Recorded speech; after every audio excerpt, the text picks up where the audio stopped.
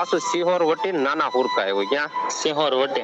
હા ઈ મારે જવાનું 15 થાય ને 15 આવવાનું થાય તો 2 દિવસનો હું ના જાવ છું. તો એ જે ડીઝલ કાંટો એમ નામ જ બતાવે. અલા વાહ ભાઈ વાહ. ખરેખર. અને મારી હારે ઈ 2 જણા જે હતા કે એક વડીલ હતા મોટા, એક ઈ સાક્ષી છે ને એક મારો ભત્રીજો સાક્ષી છે. વાહ ભાઈ વાહ. અને અંદર જે હાલની અંદર જે ઓલો પીપળેથી મેં ડબલો ભર્યો ને 5 લીટર નું, ઈ જે એમ નામ જ છે અંદર.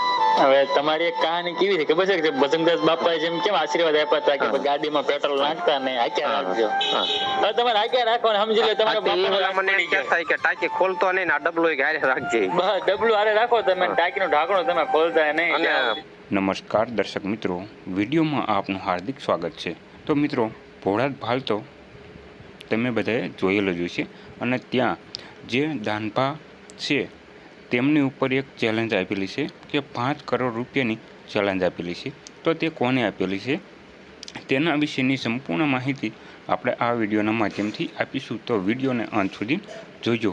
અને મિત્રો, તેમને કલ્પેશ યાદવે જે ન્યૂઝપેપરના માધ્યમથી એ ચેલેન્જ આપેલી છે કે જો અમને લાઈવ પરચો બતાવશે તો તેમને 5 કરોડ રૂપિયાનું ઇનામ આવશે.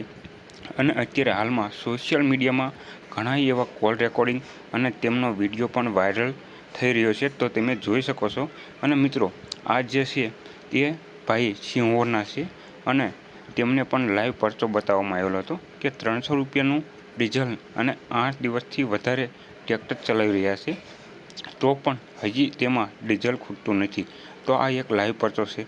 અને તમારું શું કહેવું છે ભોળાદ દાદા વિશેનું તો કમેન્ટ બોક્સમાં કમેન્ટ કરીને જણાવજો.